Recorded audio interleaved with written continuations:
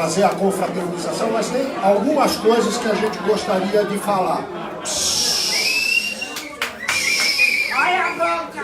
Pessoal, um minutinho só. Tem algumas coisas que a gente gostaria de falar. Eu vou falar 2 minutos, 3 minutos, depois o Sérgio também vai falar 2, 3 minutos, e evidentemente todo mundo que quiser contar alguma história, falar alguma coisa, todo mundo, enfim, pode vir e falar a hora que quiser. Primeira coisa importante, quando é que começa essa história? Isto começou no final do século XIX, quando os 2 irmãos, Vincenzo Maria e Batista, vieram para o Brasil. A partir destas 2 pessoas, Vincenzo Maria Campilongo e Batista Campilongo, é que, enfim, todos os Campilongo que estão aqui descendem destes 2. E quando as pessoas partiam da Itália para o Brasil, tinha diversas modalidades de partida. Uma partida bastante conhecida era aquela na qual o imigrante embarcava no navio e deixava com os seus parentes um novelo de lã, para manter, enquanto o navio estava partindo, indo embora da Itália, manter o máximo possível alguma ligação, algum elo com a terra de origem. Então, o navio ia embora, alguém segurava a ponta do novelo até o novelo acabar. Quem, por exemplo, já foi à padaria Basilicata aqui em São Paulo, deve ter visto lá na Basilicata esse tipo de fotografia dos imigrantes partindo da Itália. Outra partida era de quem estava dentro do navio, tinha 2 estilos. Um estilo era, digamos, o estilo mais afetivo, alguém que partia e chorava porque estava deixando os seus parentes, estava deixando a sua terra. Mas não é que com todo mundo fosse assim. Tinha quem partisse e partia com tanta raiva, da Itália, que não dava condições das pessoas trabalharem lá, que alguns faziam tchau e choravam, e outros faziam adio paese de merda, e vinham para a América, vinham para cá. Bom, essa é a nossa história, começa lá. O nosso tão sentimental ou tu não é, cara? O bisavô Batista era nervosinho. Eu desconfio que ele deve ter dado uma banana para a Itália. O Vincenzo, não sei, o Batista eu não duvido de que tenha dado uma banana. Bom, duas coisas mais que eu gostaria de dizer. Olha, eu recebi a questão nos 4, 5 anos, enfim, não fiz grande divulgação disso, e também não é que isso tenha uma precisão ou um vínculo com a família Campilongo tão claro, tão preciso. Mas eu recebi de uma pessoa da Itália, um sujeito chamado Roberto Campilongo, a quem eu não conhecia, ele me mandou um e-mail perguntando o que eu sabia da história da família Campilongo. Eu falei, não sei nada, eu sei que o meu bisavô não tinha muitas condições na Itália e veio para cá para tentar a vida. Ele falou, pois eu tenho muitas informações a respeito da família Campilongo e eu vou te passar tudo isso. De fato, me passou algumas informações bastante interessantes e eu vou destacar 2. Primeiro, ele me mandou um registro, é um documento de 1512, no qual alguém com o sobrenome Campilongo cobrava um direito de passagem a 15 quilômetros de distância de Verbicaro, que é o lugar onde nasceu o Batista e onde nasceu o Vincenzo. É um documento de 1512. Além disso, esta mesma pessoa me disse o seguinte, eu tenho aí os livros, eu tenho as provas aí, que os Campilongo eram aparentados de nada mais, nada menos do que o imperador Carlos V, que era a figura, ao seu tempo, a figura política histórica mais importante. E tenho também registros disso, que este Roberto Campilongo me enviou, de livros escritos em latim, com o registro de que os Campilongo de Altomonte eram parentes do Carlos V. Alto Monte fica a 10 quilômetros de Verlicaro. Então, apesar da simplicidade dos que vieram para cá, da necessidade dos imigrantes, mas algum vínculo muito nobre, pelo menos com a história, nós seguramente temos. Temos sangue azul! Então é isso aí, pessoal. Passo a palavra para o Sérgio falar alguma coisinha aí também da parte do 21. Eu fico imaginando como é que é, né? Como é que é esses imigrantes, né? A coragem de sair de um país para outro, né? Como a gente está querendo sair daqui para voltar, né? Para outros lugares, né? Então, essa coragem, na verdade, é o que diferencia todos os imigrantes, né? Os imigrantes de todas as raças e de todas as famílias aí. E o interessante é que a gente pesquisando um pouco isso aí, as histórias que o Celso trouxe, os documentos, tudo, né? E como é que um imigrante, ele faz a diferença? Na verdade, um imigrante, ele é um empreendedor. Ele não aceita a condição daquela situação, daquela região, ele muda. Empreendedor não é só que faz empresa, é empreendedor que muda tudo.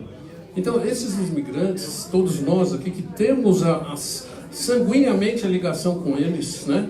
Não importa de que lado esteja, e outros também imigrantes de todas as raças, é que fizemos o Brasil. O Brasil, na época do Conde Francisco Matarazzo, existiam 4.000 empresas. 2.000 empresas eram de imigrantes italianos, porque todo italiano é artífice. Todo italiano, a Itália é um pouco diferente, ela tem pequenas empresas, sempre teve design, essas coisas, então tem grandes empresas também, mas a maioria das empresas são pequenas. Então, atraídos aqui, porque quando acabou a escravidão, eles estavam trazendo italianos para fazer a América. Fazer a América era isso, eles publicavam placas, olha, vamos fazer a América. Porque na América, na verdade, é América do Sul, do Norte e Central. Então, esses imigrantes que chegavam aqui, chegavam com um objetivo de reconstruir a vida, de se estruturar, alguns com mais dinheiro, outros com menos dinheiro, né? Mas eles não aceitavam aquilo. Então, essa ligação que eu acho bonita, porque é coragem, entendeu? É coragem, e essa coragem está um pouco das nossas células, de todos nós, e que faz cada um diferente, né? E estar ligado a tudo isso é muito importante, um sentimento, uma emoção grande. Embora essa última partida já não era uma partida ligada era uma partida numa região mais pobre, com um problema de doenças, né? E tinha que viajar. Aí vem um pouco a história do meu bisavô, né? Que eu não conheci, o Vincenzo e a Filomena. A Filomena, ela veio de Pádua, do lado de Veneza. E ela era de uma família, de uma casta rica, entendeu? E ele era pobre, ele era, eu não sei se era sapateiro ou alfaiate, porque mistura as coisas, né? Sapateiro, né? E aí, o que aconteceu? Eles vieram descer em Santos, tem aí os navios, essa empresa aí, né? A La Veloz, que ele trouxe todos esses imigrantes para cá, e eles desceram em Nazaré primeiro, né? Depois foram para Piracaia, 100 quilômetros de São Paulo, mais ou menos. Um foi sapateiro, o outro foi a Filomena, que tinha essa ligação, porque ela começou a fazer massa, desmanchar macarrão, fazer biscoitos, que nem a Aline aí do Zé, faz um monte de coisa aí, entendeu?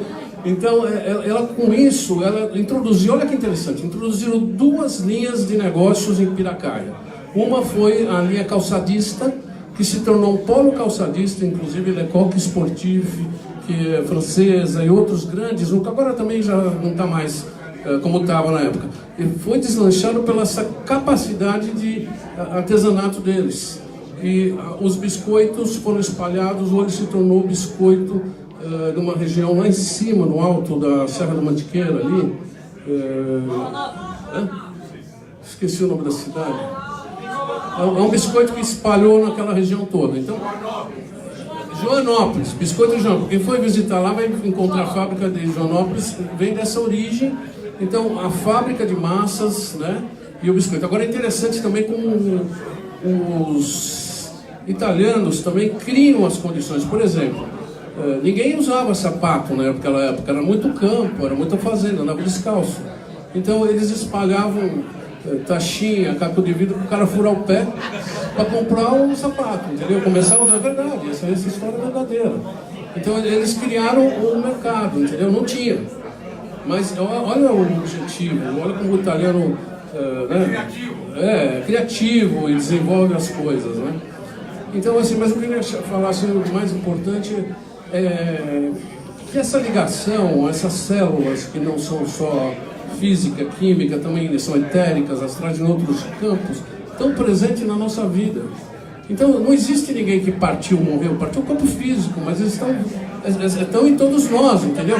Então, essa ligação, não se preocupe, porque nós todos somos matéria divina no fundo, né? Há uma célula divina, uma coisa divina. Então, isso torna uma passagem, e se essa passagem, a gente aqui nesse campo aqui no ocidental, a gente não cultiva como os orientais, os indianos, os japoneses, os chineses cultivam os ancestrais. Então é a primeira vez que a gente está tendo a oportunidade de fazer um cultivo aos ancestrais, mas não aos ancestrais que morreram, entendeu? Aos ancestrais que estão na gente, entendeu? Nas nossas células, nessa vibração da gente.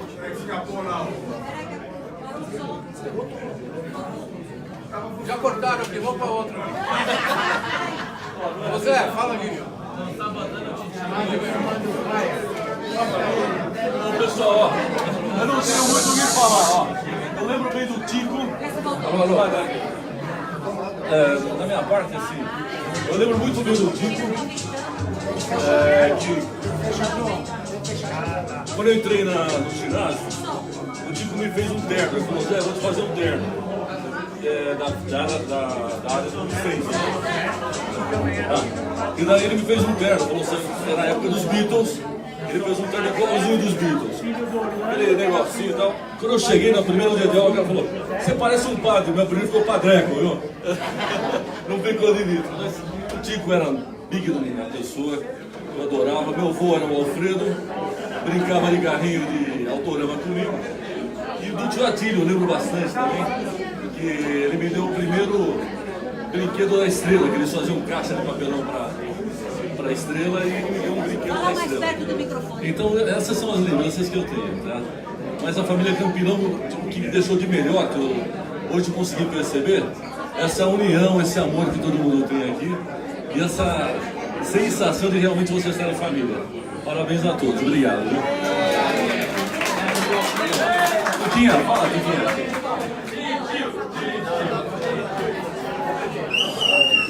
Coisa boa, né? Realmente é notável o trabalho do esforço dos imigrantes, né? Que deixam sua terra natal para vir para um outro país, outra cultura, outra língua e principalmente vir para uma coisa incerta, né? Mas era isso que acontecia mesmo com os nossos... E, na verdade, eles fugiam, né? De guerra, de peste, de situações terríveis para tentar e colaboraram demais, né, com a nossa cultura. A gente tem muita influência hoje e São Paulo hoje é a terceira cidade italiana do mundo. Vale notar isso, que a primeira é Roma, a segunda é Nova York, a terceira é São Paulo. Terceira cidade italiana do mundo, São Paulo. E os Campilongos fazem parte desse imenso clã. A gente vai fazer uma musiquinha aqui rapidinho, só pra gente fazer um aquecimento. Depois vocês vão se confraternizar, quem ainda não se falou, quem ainda não se encontrou, vai se encontrar. E daqui a pouco a gente volta com uma seleçãozinha, tá bom? De música italiana. A gente vai fazer agora uma coisinha só pra aquecer aqui, só pra marcar presença, ok?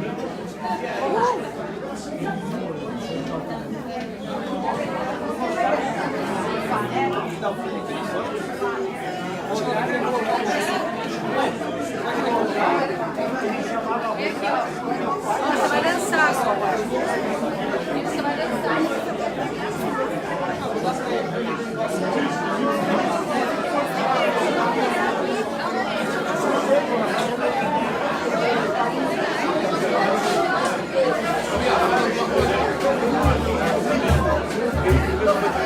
Apresenta aí aqui, Você parece um padre, eu sou o Vitor,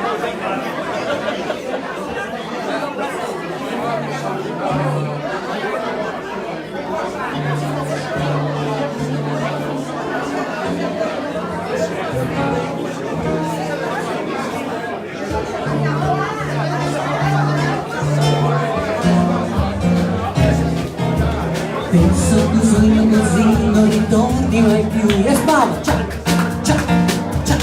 Mi dipingevo le mani, la faccia di blu.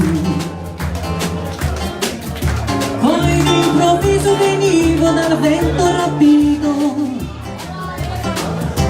e incominciavo a volare nel cielo infinito. Vai! Volare! Oh! Cantare! Oh, oh, oh, oh! Nel blu, dipinto di blu, felice di stare lassù. Nel blu, dipinto di blu, felice di stare lassù. E volavo, volavo felice, più in alto del sole, era ancora più su. Mentre il mondo pian piano spariva lontano da giù. Una musica dolce suonava soltanto per me. Vai! Volare! Oh! Andare! Oh, oh, oh! Nel blu, dipinto di blu, felice di stare lassù. Nel blu, dipinto di blu, felice di stare lassù. Io volavo, io volavo.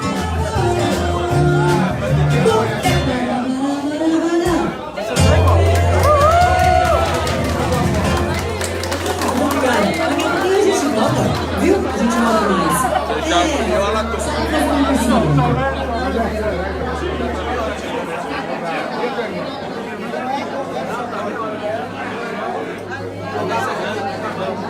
Sabe por que ele gravou?